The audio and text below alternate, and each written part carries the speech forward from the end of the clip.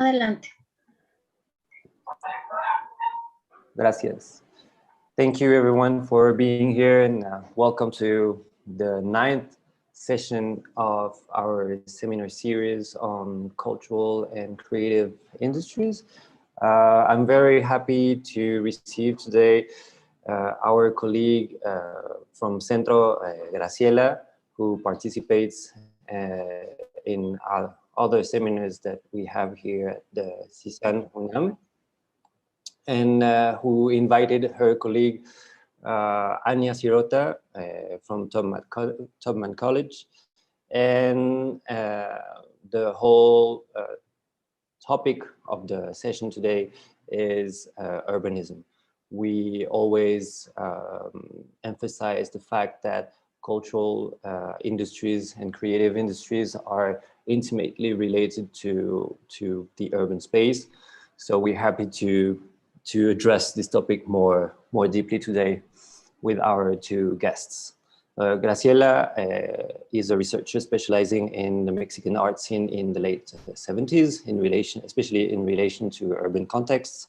She's also a curator and cultural manager. She coordinated the investigation and programmation area of the Mexico City World Capital of Design project, and currently she is a member of the acquisition committee of the Museo Universitario de Arte Contemporáneo, and she is coordinator at the Centro de Investigación de Economía Creativa in CENTRO.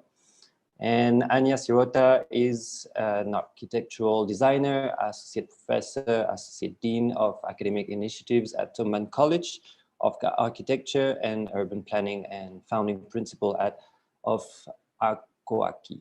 Her work, situated at the intersection of architecture and urban design, explores how a distinct synthesis of aesthetics, social enterprise, and cultural programming can offer contemporary and multidisciplinary strategies for urban transformation. So they kindly accepted to participate in this seminar in the form of a dialogue and conversation. They will have different chapters in this conversation, so we invite you to ask your questions in the chat. We can have these questions at the end of each chapter of the conversation, or otherwise we'll have them at the end of the session. Thank you again for being here, both of you, and to the audience too. And please, we can start. Okay, thank you very much. Hi, everyone. Glad to be here. Glad to be here with Anya and to have this conversation with you. So we will start sharing our screen. As we do that, I'm just going to apologize for not being a Spanish speaker and extend my appreciation for allowing me to participate in English. Thank you. Okay, so we're planning to talk today based on a few questions that we want to present to you. We want to explore how the creative practice is related to the city in a different ways. I think that we can show how the creation could be an alternative response to different problems or different circumstances that are related to the growth of the cities. So we decide not to create like a linear conversation or to follow a chronological explanation of different events or different practices, but to talk more about different phenomena that are related to urban context and how those creative practice is responding to them. So I would like to start, as mentioned, as Michael mentioned, I'm now in a PhD program and my research is based on late 70s and trying to review how does artistic practice in that moment responds to the context of Mexico City. So probably it's going to be a huge jump between Mexico City, late 70s, and the present in Detroit. But what we want to raise is this idea, or to enforce is this idea, that there are phenomena that we can trace in different moments and how does the creative processes are responding to them.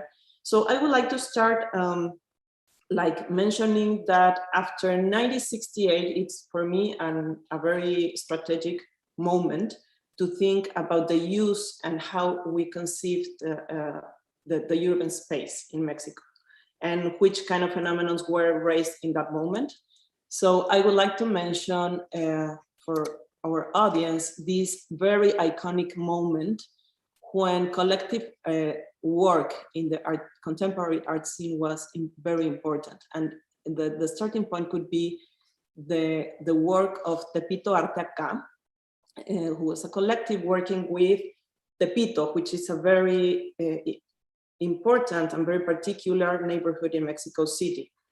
So I want to talk about this example because it was a moment when, well, after student activity in relation to repression, to political and social tensions, there was a very strong participation of artistic students also to work with the public space in the street and to create it as a meeting place, but also as a resistance place.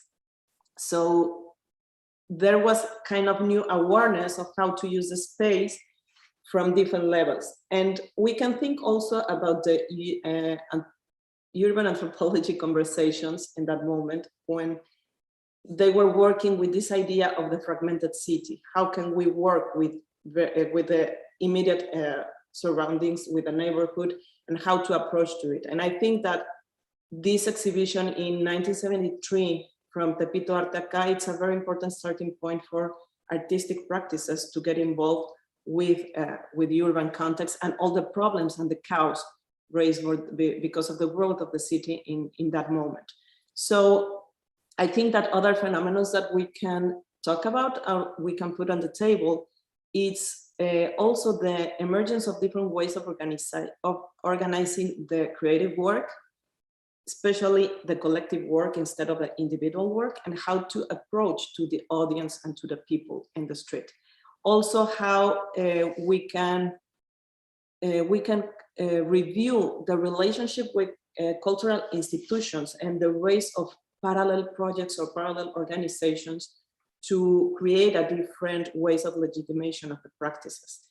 And finally, I would like to talk about the openness towards experimentation. I mean, to create a different ways to develop projects, starting with media support processes, especially those that are creating like a document of the urban context. So that could be for me the starting point. Well, you are looking at the posters of the exhibition, and in the next one, it's just an example of these mural interventions that were very common in the work of Tepito Arte Acá in Mexico City.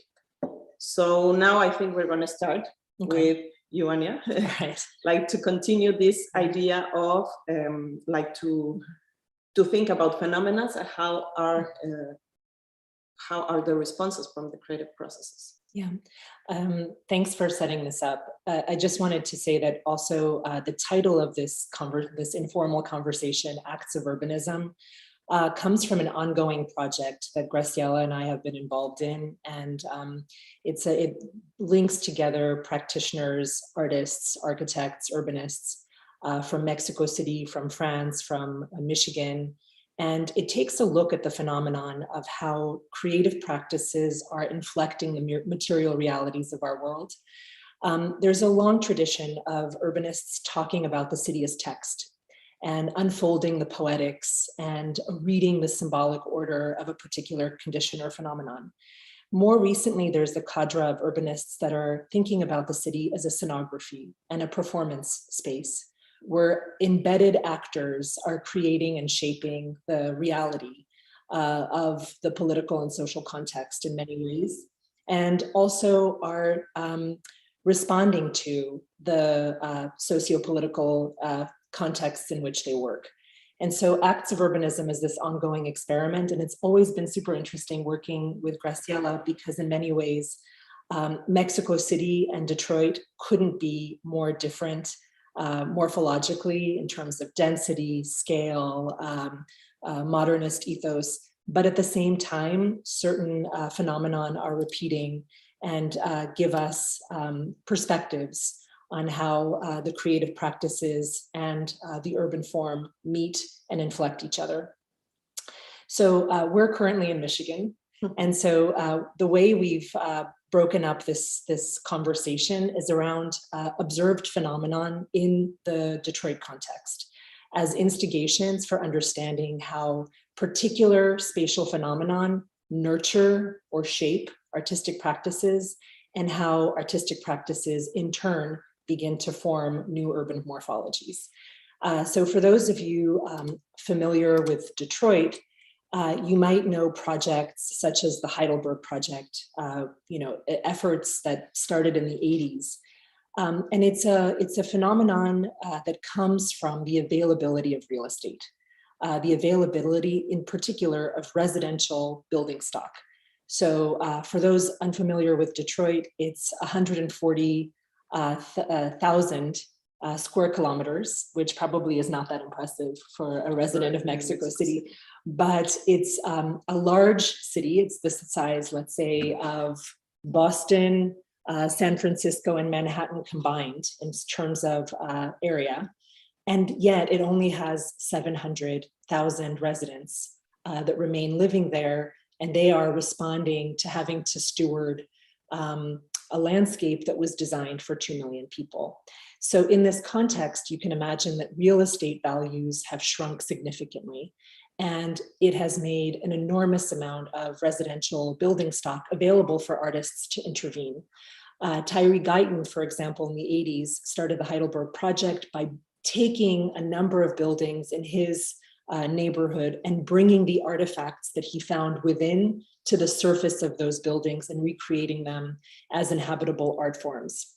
Other artists, such as Powerhouse Productions, purchased at auction a number of buildings in their neighborhood and began to transform them into fragmented cultural districts.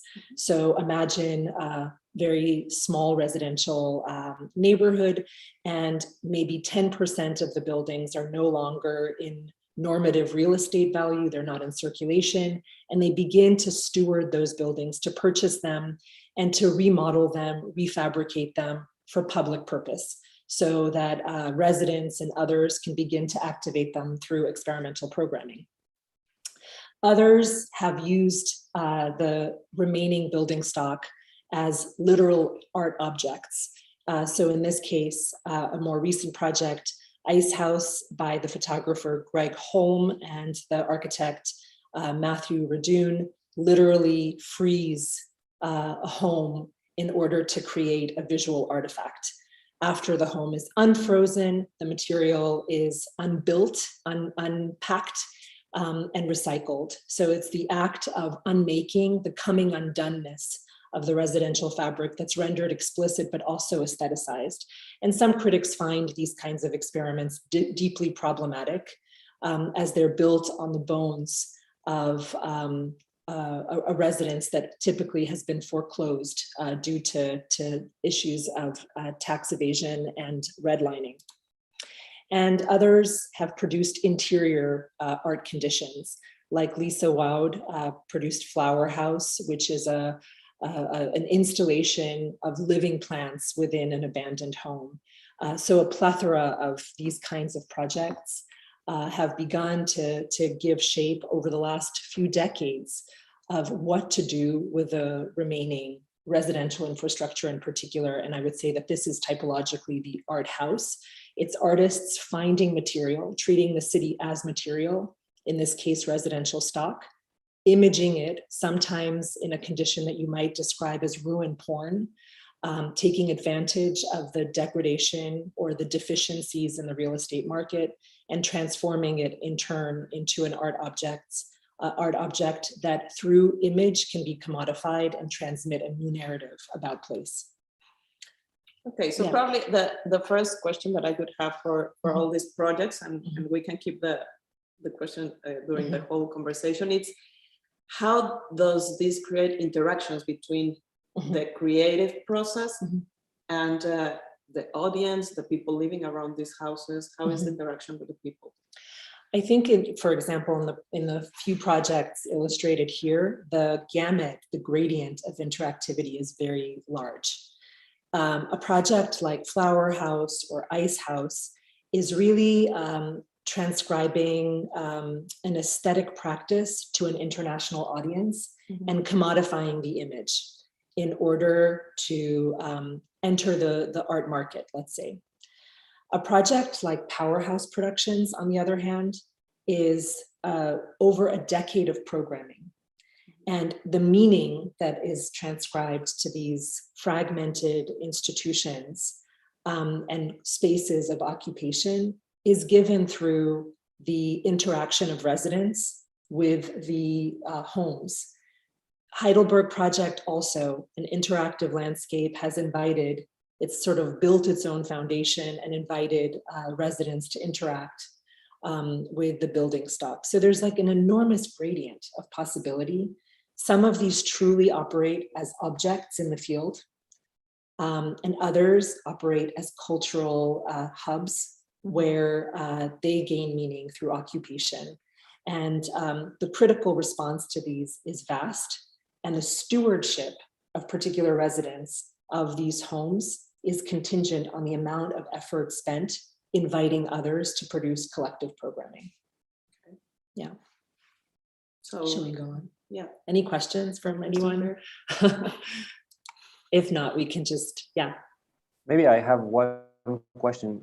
Sure. I don't know if you're going to address it maybe later, but how does it fit into maybe a new cultural agenda from the city? Or, I mean, how does it interact with the policymakers and local government?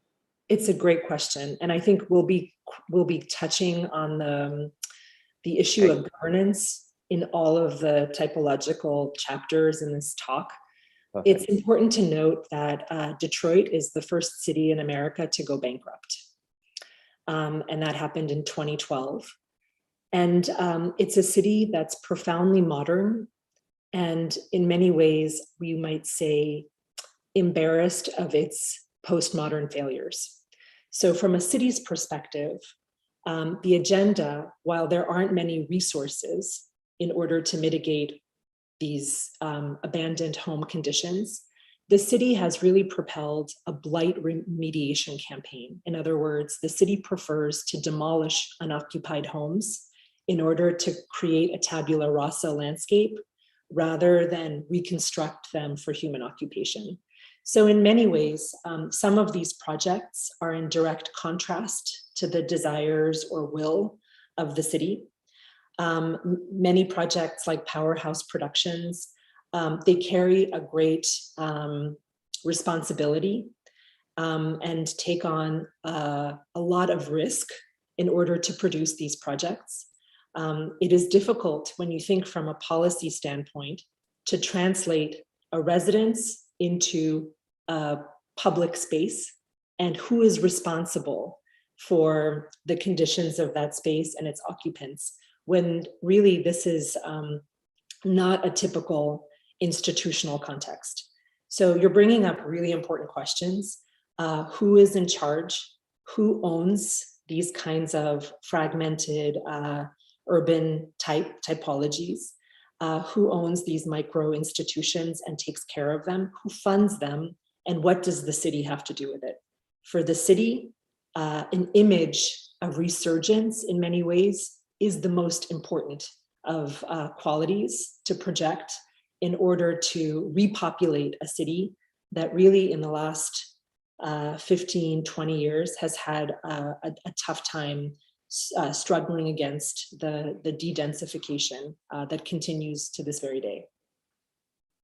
So to put it bluntly, there is virtually no government, which is very different from the Mexico City context, I imagine. Well, I think we can have similar spontaneous ways of raise this kind of projects.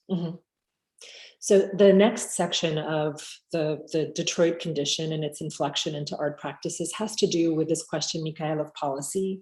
And the first questions we always ask as urbanists in the urban realm is who owns what? Who owns this property and who owns this land?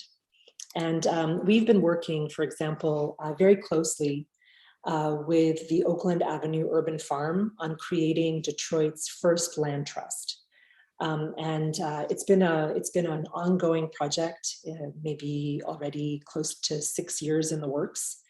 And this project in particular sheds light on this question of stewardship, land, and the Detroit context. So this is an image of the model. It's 6 acres of landscape in the north end of Detroit. But to understand how this project operates and what its procedures have been, the first issue is land speculators who own a good portion of the city. So 25% of Detroit is owned by property speculators. In other words, people who own more than 2 properties, who do not live in those buildings or on that land and do not steward the landscape in any way. That's 1/4 of the landscape belonging to speculators according to Property Praxis, which is an amazing research resource on issues around Detroit land ownership.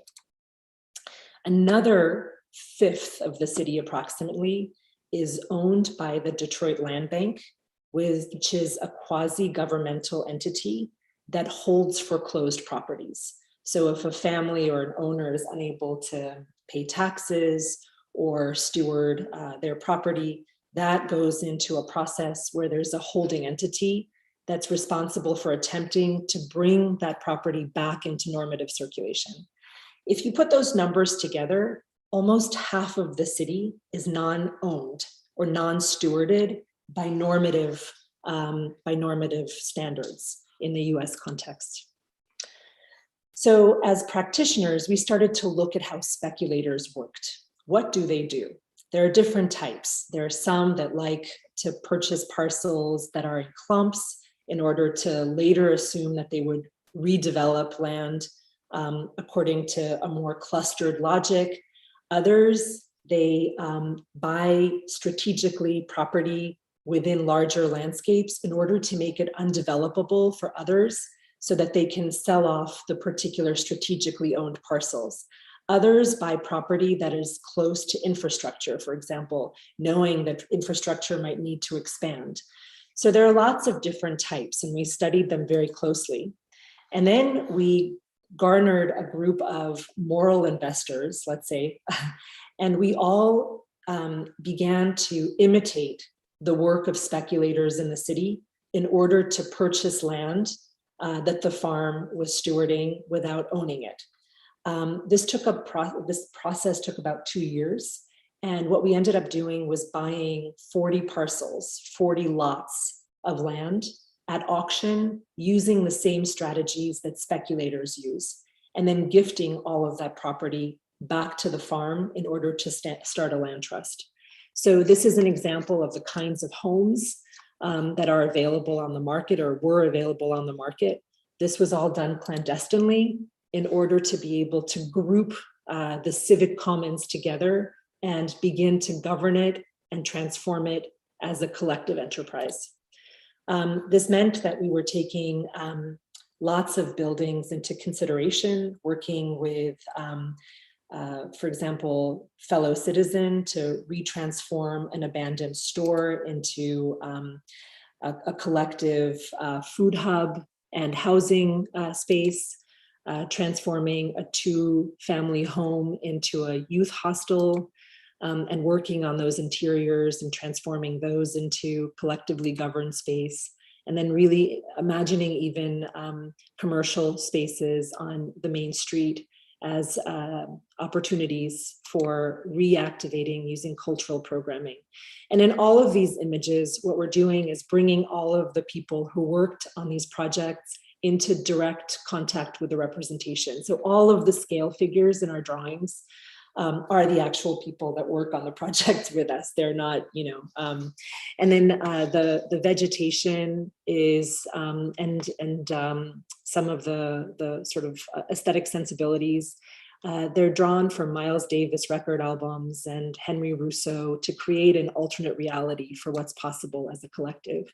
When we rolled this project out and made it public, we invited artists into conversation with the spaces to begin to illustrate how they might be transformed, and to always bring arts, performance, urbanism, food, collectivity into conversation with urban design as an active instigation, but also permanently sort of, sorry, I don't know if you can hear the sound, but this is a performance piece by the folks involved in the trust, the farmers, artists who created instruments using farm equipment, and the rolling out of the urban plan. Okay, we stop there with that. So that's an example of sort of working with the available landscape, the policies that made that landscape available to us. In other words, urban farming in Detroit maps perfectly on spaces of aggressive blight remediation, and in turn correlates to spaces of redlining, or in other words, the marginalization of landscapes that took them out of normal economic processes and caused people ultimately to lose their homes. So this is an example of a kind of recuperation, or an attempt at a recuperation of privately owned land toward collective, commonly owned good. Yeah, I would like to take something that you mentioned, Anya, and just before starting the conversation, we were talking about, I mean, I come more from visual arts context, and we were talking about the difference between work of art and practice. And you mentioned all these practitioners, and I think that it's a notion that we can explain. How do you see creativity, and how do you define practice? Well, there are several ways to define practice, but how can we relate to these projects and specifically what we're talking about of urban context? Yeah, I think so for us, and Mikhail also asked a really good question. I keep speaking in the we and the us and the plural. And that's because in many ways, architecture and urbanism are insufficient in order to address the complexity of the socio-spatial problems and issues in the ever-transforming urban context in which we work and live. And so the we is the proposal that an interdisciplinary group must be at hand in order to propel new urban forms. And that includes farmers, activists, artists, lawyers. Lawyers are extremely important. Business planners, politicians, policymakers, health specialists, and others have to come together in some sort of collusion and participation in order to come up with practices. Now, the word practice means in many ways that you try and you fail and you try again. There's a cyclical notion to this idea of practice rather than project, which delivers an outcome rather than continuously tests the protocols.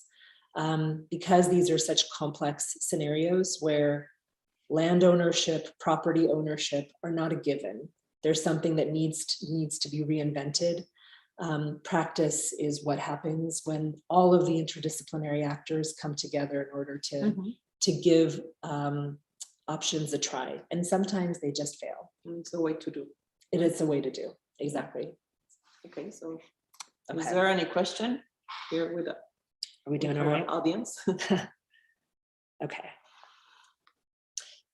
So the industrial landscape is very different from the residential landscape because first, it's vast. And it's something that is operated on informally by so many actors that are not necessarily coordinated. And some of our projects take into account the complexity of the industrial landscape in Detroit. This is an image of the Packard automotive plant. It's an industrial complex designed by Louis Kahn in the 50s, and it has been out of commission for over half a century. And what's amazing about this landscape is that for many years, no one knew who the owner was. So this is another case of non-ownership. The paperwork was lost. And so everyone operated. It was impossible for the city to foreclose because they could not foreclose on a non-owner. And so for many, many years, lots of people, artists, scrappers, neighbors operated on this space. As informal as collecting materials to rebuild homesteads, or creating installations in a space like this, or raves, but also, you know, RoboCop was filmed here, or Transformer was filmed on this landscape for free because there was no one to pay for the scenographic backdrop to. Many years into this site's degradation, Bansky, actually, to speak of like an international art practice, came to the site and produced a mural. Mm-hmm. And when he produced a mural, a gallery in Detroit came to the Packard plant and cut out the mural, to sell it at the gallery. And that's, at that time, the owner of the Packard came out of the closet. He was living in Florida and said, "That Bansky is mine." And so they were finally able to foreclose on this immense property. We became interested in the Packard automotive plant at that inflection point, because as the city was able to foreclose on the owner, they were immediately interested in bringing this extraordinary monument, unsolicited monument, let's say, to capital extraction back into normative real estate values. They wanted it to sell back into private ownership. And as urbanists and activists in the Detroit context, we thought that a site that's been operated on by so many actors deserved an alternate typology, that maybe this was no longer an industrial landscape or a building or a landscape, but something other, that it could occupy an alternate collective imaginary. So we started to work there, and we created an office directly on the roof of the Packard plant in order to bring attention to the possibility of creating an alternate future for the site. So it's a project that we called Interrobang. We worked with students, and we literally created our office by clearing off the debris from the roof of the Packard and bringing the access to the roof up to code.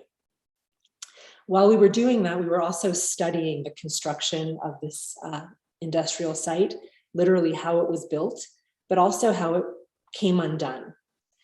And we became very interested in scrapping. So that's the act of informal workers coming to the site and literally cutting the industrial complex apart in order to recycle the parts for per pound profit.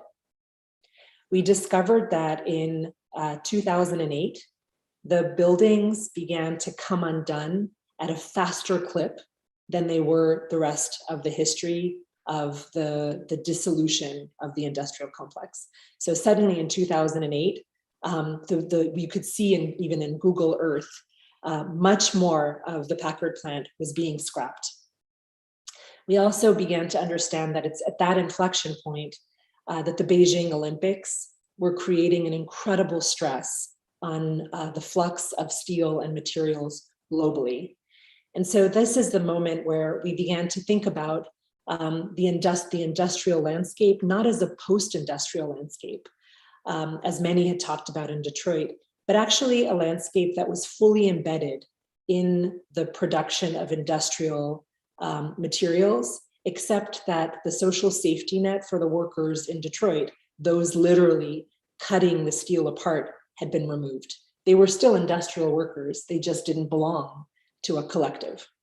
We wanted to tell the story by taking literally the steel and the copper from abandoned industrial sites and transforming this very modern material into ornament. So we built our own micro fabrication unit that was able in our imaginary to connect to any industrial complex and begin to transform those materials into new ornamental tiles. This is an image of that production. I'm very proud of this ridiculous image because in many ways it's a very lazy production technique and in opposition to contemporary, more robotic practices. So we took all of this research and created an event on the roof of the Packard. And we literally invited scrappers, architects, local residents in conversation with each other to imagine an alternate future for the Packard plant. Unfortunately, it was still sold at auction. And so it did go back into private circulation and has never been developed since. Okay, so this is just an example of the kinds of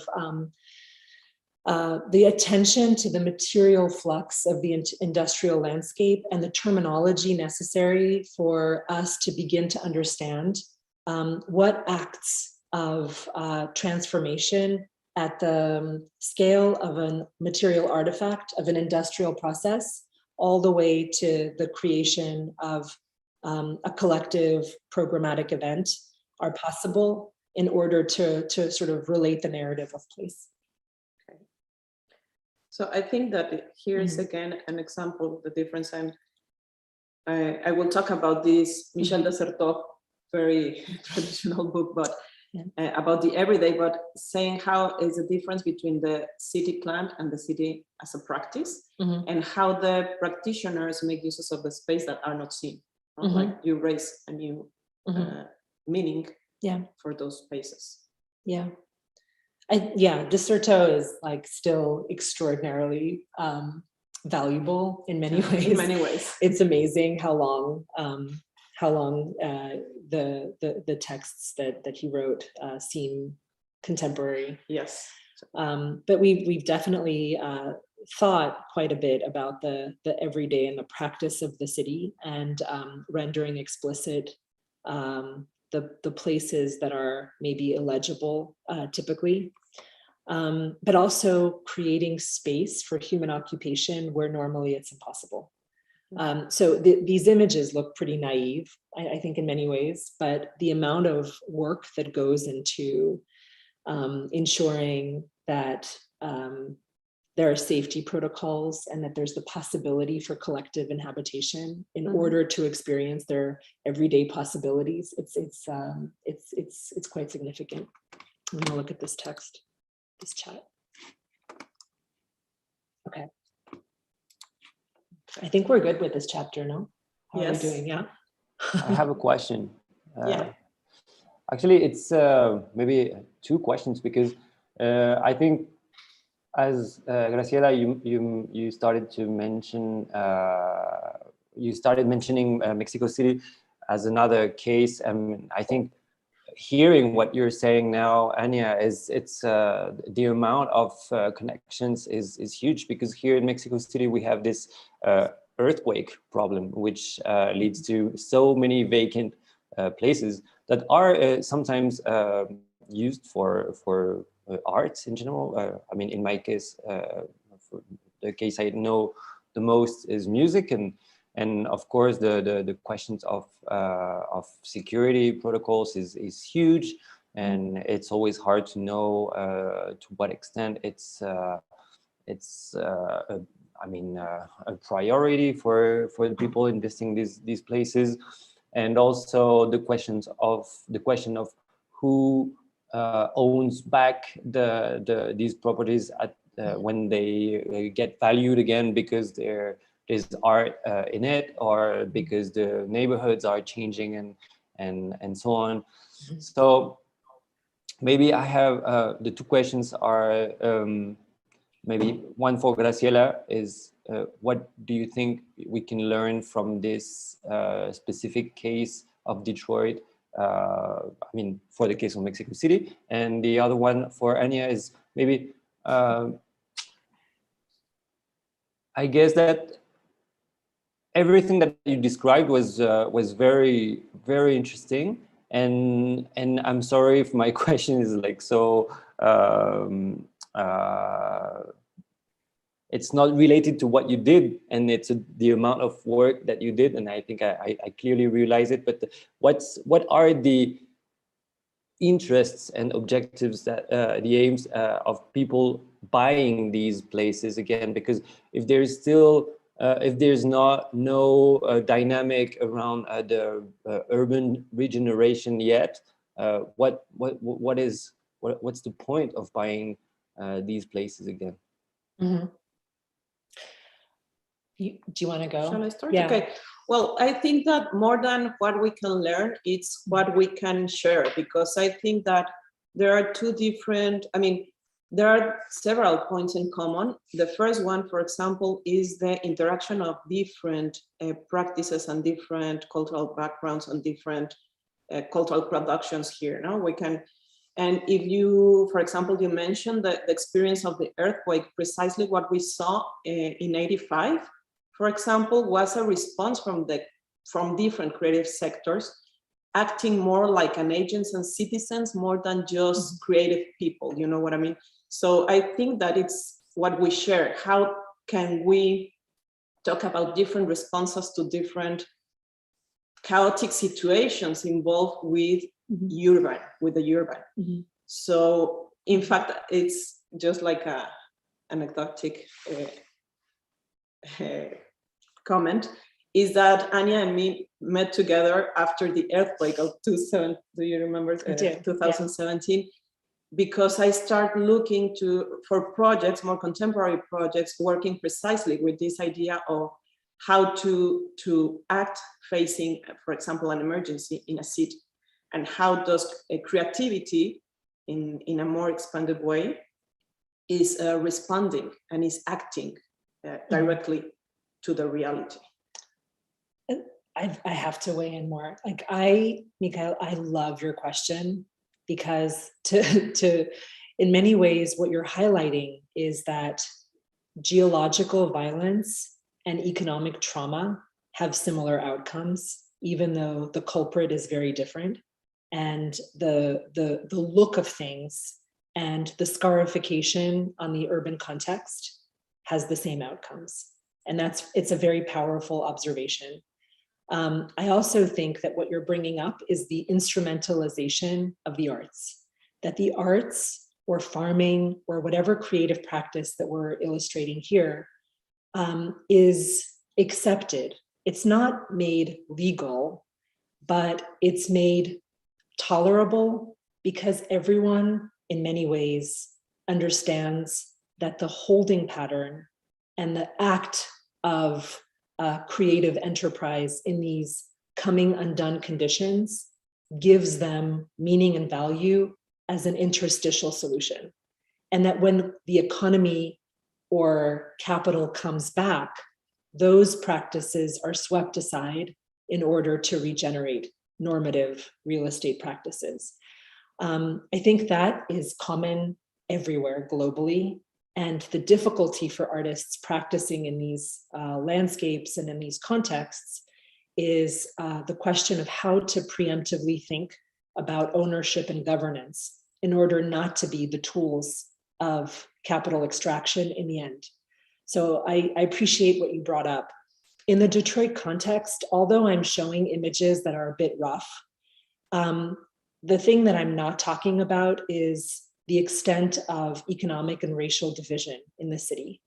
And that within, this is kind of the opposite of what we talked about in the perimetra. Yeah, so the perimeter aspect of Detroit holds some of the most extensive wealth that is the kind of the history and the legacy of industrial production in the US.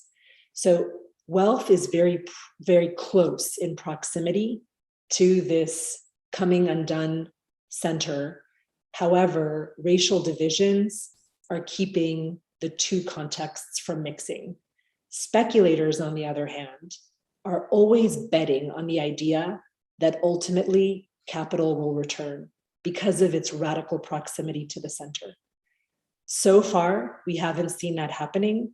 But for example, This Packard plant was purchased by a Peruvian investor who imagined that in the future, this might be a hotel plus a mixed use complex plus, etc.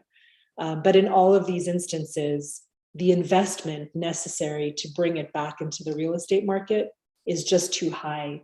So what we end up having is something that doesn't belong to private or public land stewardship in the traditional sense.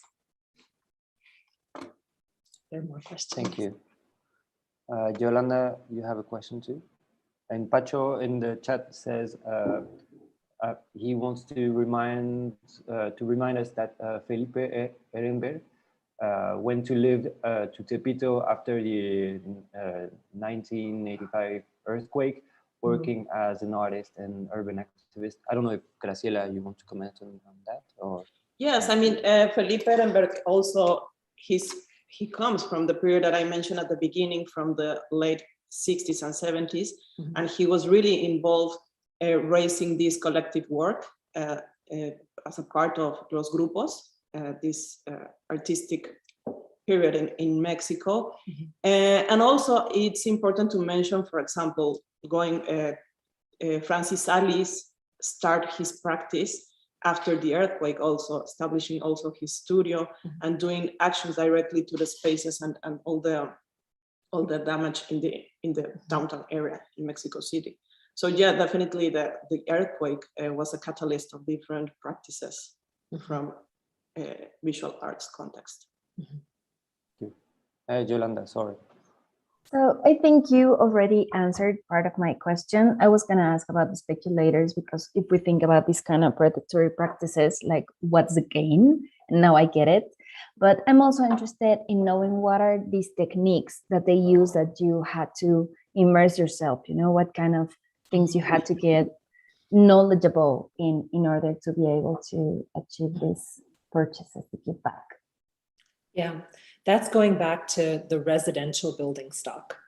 And in the Detroit context, when we first started working there about 7 or 8 years ago, there might have been 20 to 50,000 homes that were for sale at auction. Oh. And that's just a lot. And there were also 40 to 50,000 homes that were slated for demolition. And it's an extraordinarily charged issue because, for example, many of the homes were foreclosed for $2,000 to $3,000 in back taxes.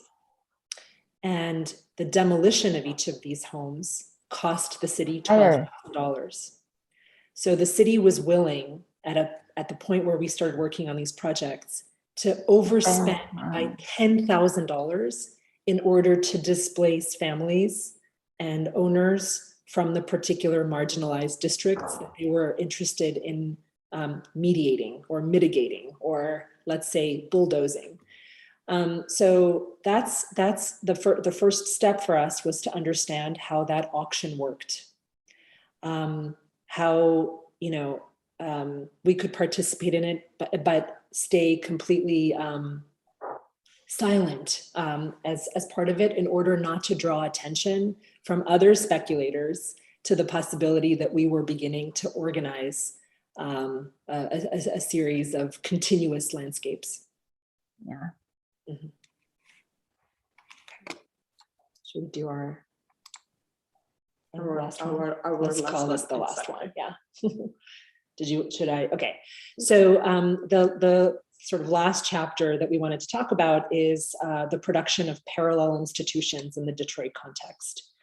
And we've been working quite a bit with artists for a stretch to recognize that while there might not be the physical infrastructure necessary to cultivate artistic practices, there is the talent and there is the will to perform, and that what we need to do is to create institutions that make a case for collective investment.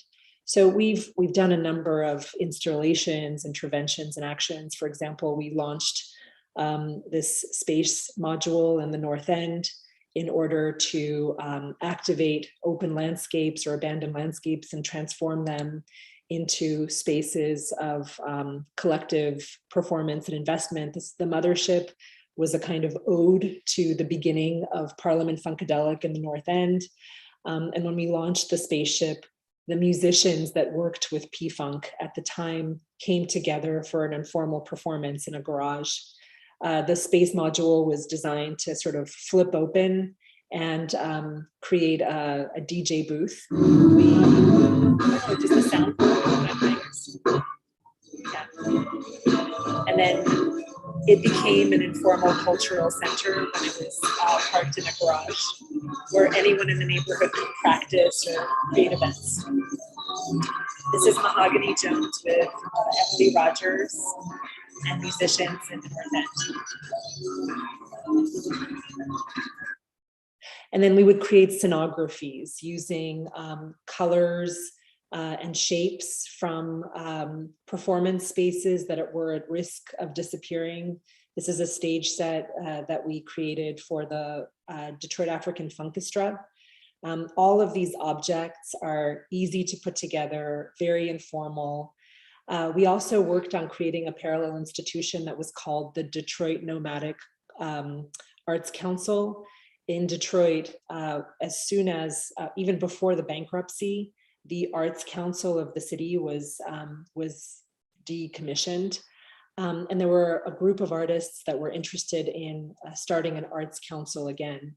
So what we did was create an arts council that traveled nomadically, and you could clip it on to any building. And once you clipped it on, it became a kind of Afrofuturist, aggrandized entry to any existing context. And it would feature artists and others getting together in order to discuss what the institution might look like should it take shape and fruition. So these kinds of interstitial, parallel, lightweight, nomadic instigations in many ways produced parallel institutions to the missing institutions that artists called for.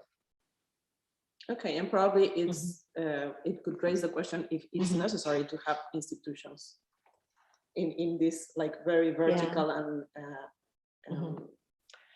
way. So that's a great question. Do we need institutions? In the Detroit context for a while, there was the sentiment that we could get rid of institutions, that institutions had failed us. They did not care for or address or represent the populations that were left to steward this landscape. And so for a while, foundations were really bent, really committed to funding artists directly and skipping the institutions. But what we discovered and sort of what became evident is that it was it's a very feudal system in the end. Like when you don't have an organization of any kind that's collectively governed, what you do end up having are micro institutions that don't culminate into a continuum urbanistically. Instead, you have multiple privatized entities that don't necessarily work together. So ultimately, again, foundations switched their approach and began to fund institutions once more in Detroit. Of course, the original institutions were also funded and built through foundation dollars. In the end, it's a complicated relationship because if you fund artists directly, you deconstruct institutions.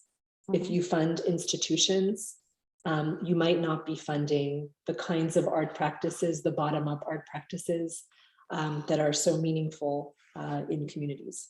And there's always a friction. There's a question.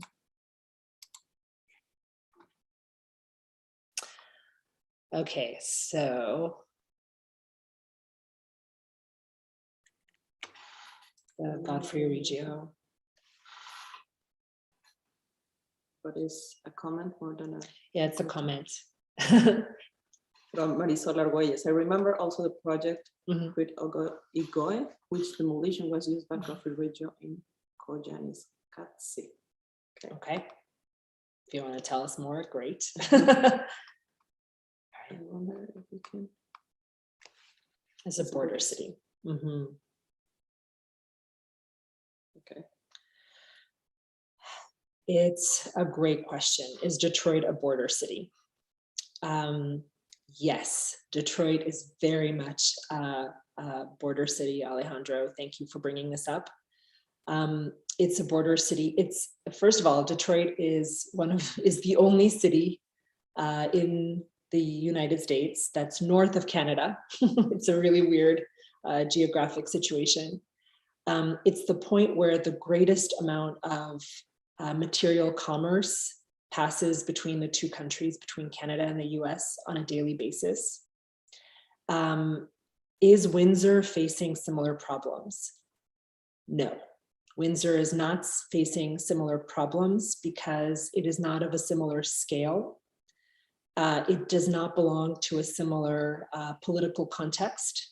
So Windsor is still a city that is fully embedded in Canadian federal resources. Detroit is a different context because in many ways, if you look at the history of Detroit, you might say that it was punished by the federal government. That when its industrial complex began to come undone, there were opportunities for the federal government to really help save the city, but decisions were made, whether that had to do with squelching the unions or responding to racist perceptions of the residents in Detroit, where assistance at the federal level did not come. So they're two very different cities next to each other. There's a lot of trade between them, and there are a lot of workers that come across the border every day. They live in Windsor, where there's a better social safety net, and they might work in Detroit, where there are hospitals and universities that attract workers from Canada. Did I get those? I think I did. Okay. Yeah, and I think that coming back to the comment from Marisol, that it's a very extensive term, but how can we talk about appropriation processes in all that we present to them? Yes, how does appropriation works in this context, in these projects? In these projects. So these are all illustrations of ephemeral urbanisms that require the appropriation of territories, sites, and spaces that don't belong to anyone in particular, or might just be tangentially associated with a group or a collective. Our hope when we were building these was that we would make a case for the necessity of more permanent cultural infrastructure. So these were alibis to tell a story about how cultural infrastructure is necessary. In the end, you know, what is always complicated for us in the Detroit context and beyond is the difficulty of coming up with an alternate urban morphology. Because ultimately the American dream persists, and the idea that individual capital accumulation is necessary in order to provide for your family, for your legacy, that really prevents in many ways collectives from coming together and co-owning or co-stewarding new ways and new institutional options and opportunities. So I think the appropriation works to a point, but then once organizations and groups of people begin to think about what the next more permanent step is in the urban environment, some of these experiments, some of these practices break down. Yeah. Okay. Any other questions? So I think yeah. there are all the questions. Yeah. So I don't think we should do the next section. It's too long. Do you have another chapter, or how is it going? You could stop. It's all, you know, like the next chapter basically talks about how you can take these processes that are informal, that are experimental, that sometimes fail, that are bottom up, and that begin to bring so many actors together, and you can translate them to an institutional scale. So for example, our practice is now working on the Detroit Cultural District, which is 80 acres, 12 institutions, the Detroit Institute of Arts, very large scale actors. And at the same time, the processes in many ways work in the same way, which is you've got to start somewhere. You have to create a governance structure. You have to consult artists about the way they are prepared to instigate or transform the landscape and give it meaning. And you have to leave space for adaptation and appropriation. So rather than show you all of that, it's just, that's a hint. And how is it going, this part? It's really complicated. There are so many people. There are so many people involved. So if you can imagine, if there are, 12 institutions, they all have a board, they all have directors, they all have stakeholders. So we're literally talking about working with hundreds of people in order to figure out how to produce a civic public landscape when each one of the institutions has a separate ownership strategy. So it's very much the same work that we have done at a smaller scale in neighborhoods. Great, thank you. Well, thank you very much for this conversation. That was really fascinating, really. We can open the discussion to everyone. If other people have questions, you can ask them in the chat, or you can ask for the microphone, raising your hand. And yep, I don't know. Does anyone have another question? Another question. I think that precisely the question for that we start this conversation, it's remain open, right? Mm-hmm. Which is how do creative practices offer new urban morphologies? It's like an open question for everyone and for every city. But actually, for some reason I thought that Detroit was gaining new attention through all these projects, and I thought that there was like a new trend towards new population, but maybe I was mistaken. I don't know, and especially I think what I heard was more related to farming, urban farming. Mm-hmm. So I don't know if you can comment on this. Yeah, I think there's a mediatized version of the upswing in Detroit. And then the reality is that it hasn't caused more densification. People haven't moved to Detroit based on the promise of having greater liberties and freedoms. They simply have not. However, there is an enormous amount of urban farming in Detroit. Some calculate that there are 2,000 urban farms and gardens at any time operating in Detroit. Is urban farming a tangible morphology for a new economic practice? Perhaps, but at the same time, there are huge challenges to urban farming in Detroit. It has to do with the polluted soil. This is soil that holds a lot of residential debris. It's difficult to farm at scale. Even farmers who are industrial farmers require assistance. And so in many ways, urban farming offers a kind of cultural collective anchor It's where people can go. It's a cultural center in lots of neighborhoods. It's an educational platform to learn about how food is grown. It's an engagement space. It does extraordinary things for water management, but it's not a sustainable practice for economic regeneration in many cases, because it's simply impossible to turn a profit on growing your own vegetables in the city. However, it does like capture quite a bit of international imaginary. Can you talk a little bit about the role that played your institution in all this? Because I don't quite understand what is part of your own initiative with maybe your group of colleagues or and the institution as such, the Tubman College. Okay, super.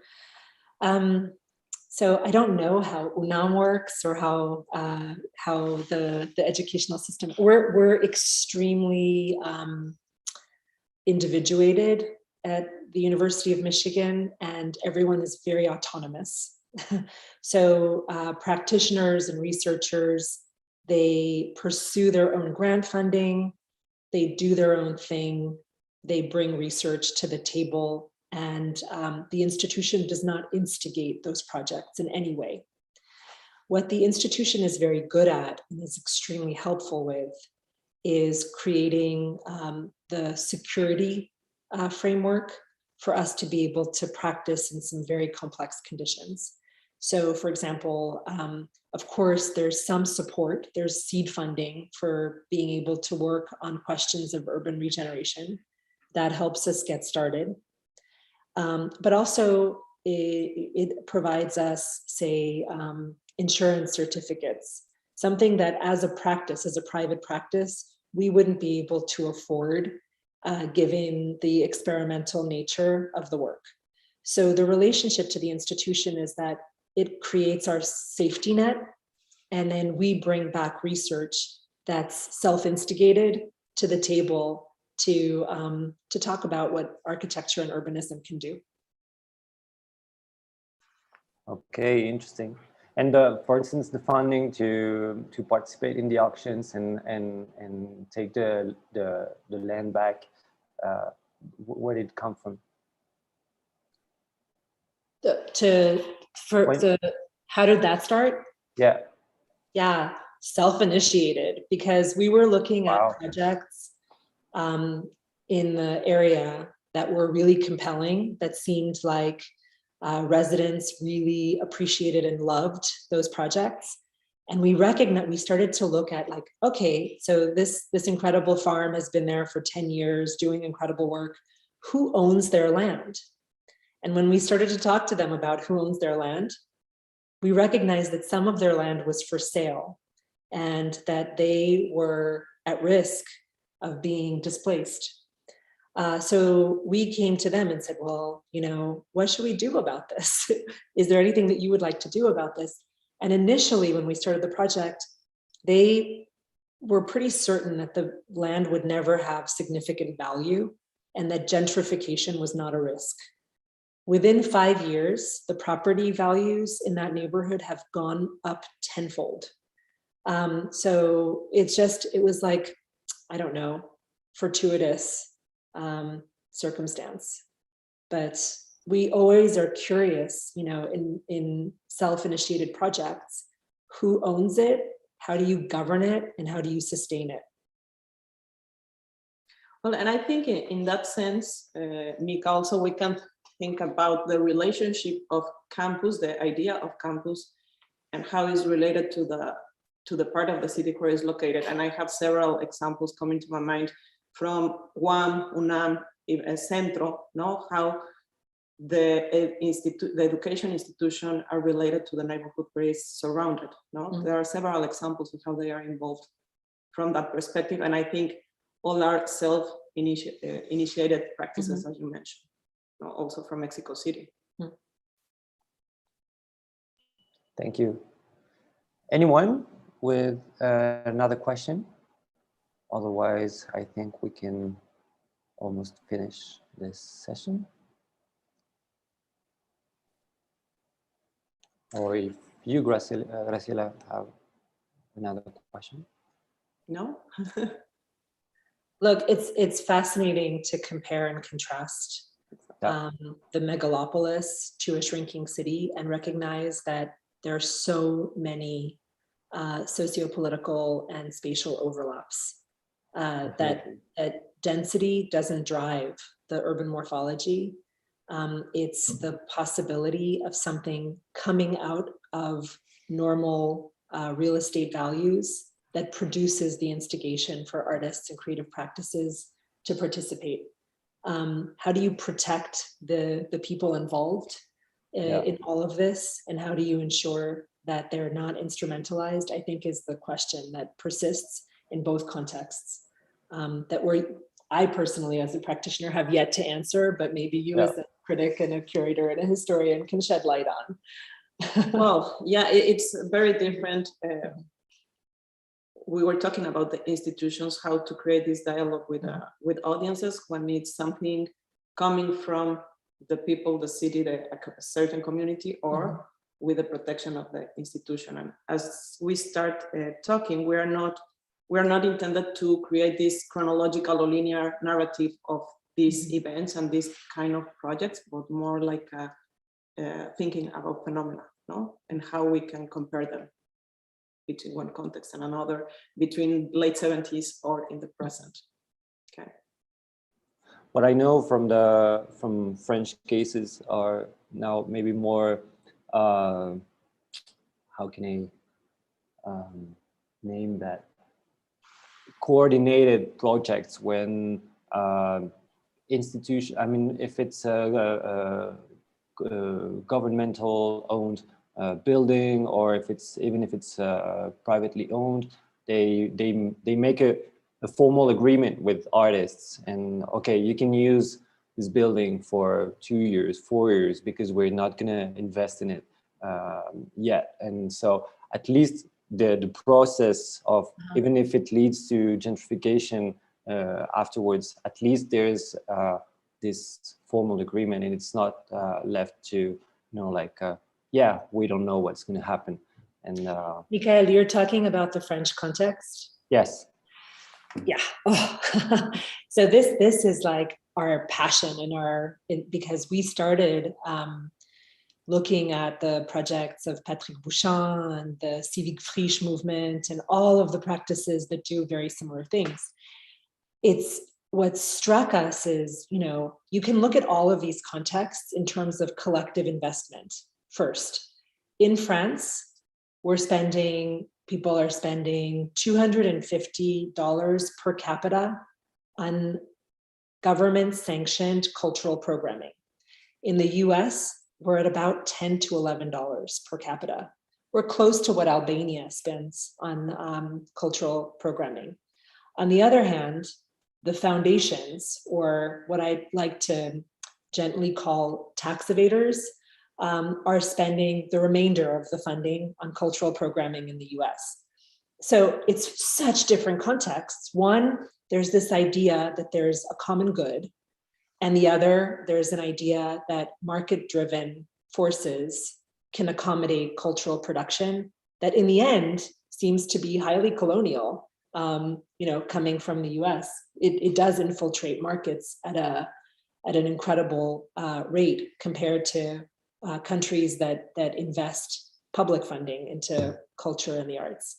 So it's fascinating to us to see the differences and the collusions, and I'm very curious about like what are the factors for investment in cultural programming in Mexico, and what are those trends, and you know how that works. But I think that following the capital is always the first step of understanding to what end one produces a project, and what are the means, and what are the workarounds in order not to always replicate the same politically sanctioned outcomes that have been pre-designed for activist artists and architects.